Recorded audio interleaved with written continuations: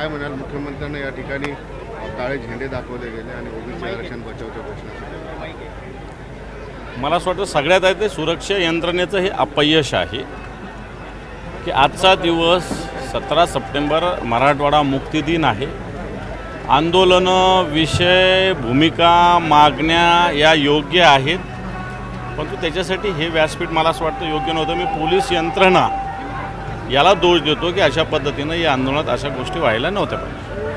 काय म्हणाल, मुख्यमंत्र्यांच्या भाषणाचे तुम्ही काय मुद्दे कालच प्रेस घेऊन सांगितले की तेच मुद्दे बोलले जातील, नुकसान भरपाईबद्दल काही घोषणा झाली नाही? मी काल मला असं वाटतं आपल्याला सगळ्या गोष्टी सांगितल्या होत्या. जसंच्या तसं भाषण मी काल सांगितलं तसं भाषण आलेलं आहे. आता मदत करू असं सांगितलं. ज्या ओला दुष्काळ जवळपास 4,500 गावात पाणी घुसलेलं आहे याच्याविषयी मदत करू सांगितलं. काय मदत करू सांगितलं का? NDRFच्या निकषानुसार हेक्टरी पिकाच्या नुकसानावर काही सर्वे कोणतीही घोषणा मुख्यमंत्र्यांनी केलं याचाच अर्थ फक्त ह्या बोलाचीच कडी आणि बोलाचं भाषण. घृष्णेश्वराला निधी दिला. कुठं दिला निधी? 10 वर्षांनीच घोषणा आहे. मुख्यमंत्र्याचं 14 ते 19 भाषण ऐका, त्याच्यामध्ये सुद्धा घृष्णेश्वराच्या निधीचा उल्लेख आहे. त्याच्यानंतर हायब्रिड ॲम्युनिटीमधून रस्त्याचं काम सांगितलेलं आहे. कोणते रस्ते चालू आहे? हायब्रिड ॲम्युनिटीच्या कोणत्याही रस्त्याचं काम सुरू नाही. वेगवेगळ्या ठिकाणी वेगवेगळ्या अडचणी त्याच्यामध्ये. 4 लाख विहिरीपैकी 30,000 विहिरी, फार मोठा पराक्रम आहे का हा? 2023ला जाहीर केलेल्या 4 लाख विहिरी आज 30,000 होतात. म्हणजे 10 तुमच्याच तोंडाने तुमचेच आकडे 4 लाख विहिरीपैकी 30,000 म्हणजे किती टक्के झालं? 7-8% काम झालेलं आहे. त्याच्यानंतर त्यांनी ही योजना 2700 कोटीची जाहीर केली. खरं तर या योजनेमध्ये मोठा भ्रष्टाचार आहे. 1680 कोटीची उद्धवजींच्या काळातली सरकार 2720ची का झाली आणि माझं असं म्हणणं की 3200पर्यंत जाणार आहे. याच्यामध्ये मोठा भ्रष्टाचार झालेला.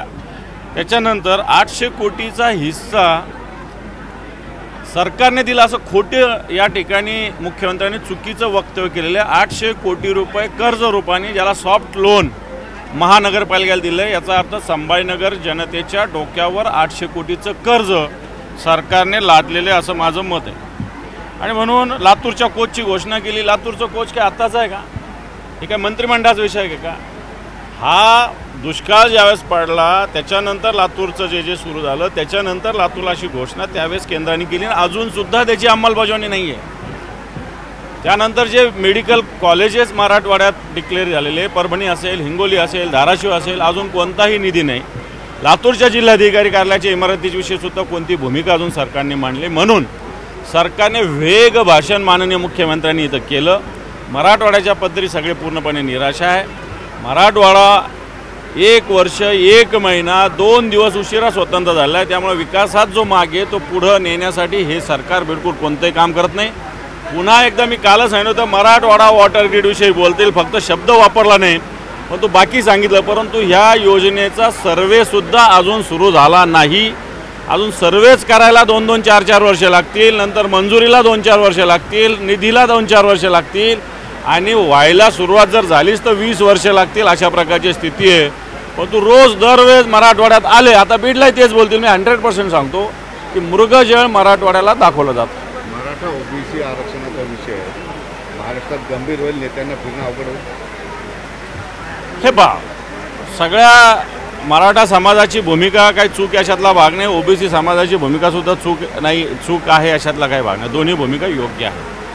सरकारने मला असं वाटतं याच्यामध्ये बॅलन्स साधण्याची आवश्यकता आहे असं मला वाटतं. आणि आपला राज्य जातीपातीत विभागलं गेलं नाही पाहिजे, ही सुद्धा खबरदारी आपण सगळ्यांनीच घेतली पाहिजे. महाराष्ट्र ओबीसी आणि मराठा एकमेकांच्या समोर उभा राहिलेला आहे. सोशल मीडिया असेल किंवा इतर ठिकाणी एकमेकांबद्दल रोष निर्माण झालेला आहे. महाराष्ट्राला मराठा आणि ओबीसी आमने सामने टाकलेला परवडणार नाही. सरकारने काय करायला पाहिजे? नाही, सरकारच याला खतं पाणी देतं असं माझं मत आहे. सरकारच या विषयाला खतं पाणी देतं की जाती जातीत भांडणं लावं. कटेंगे तो बटेंगे तो कटेंगे हेच वाटतात सगळ्यांना. हेच वेगवेगळ्या जातीत वाटतात प्रत्येकाला वेगवेगळ्याच्या. आता धर्माच्या नंतर जातीवर येऊन पोहोचलेले सगळे. ओबीसी मराठा, मराठेतर, ब्राह्मण, ओबीसीमध्ये माळी, बंजारा, वंजारा, हे कोण करतंय? तुम्ही बघा वक्तव्य कोणाचे? विरोधी पक्षाचे कोणाचे का? भुजबळ कोणाचे? मुंडे कोणाचे? बोलतोय कोण? मला असं वाटतं सरकारमधील लोकच याच्याविषयी भूमिका व्यक्त करतात. आम्हाला सरकारचा हा अजेंडा दिसतो की काय हा फुले शाहू आंबेडकरांचा महाराष्ट्र विभाजित करणं, जातीपातीत विभागणं मला वाटतं सरकारचा अजेंडा दिसतोय.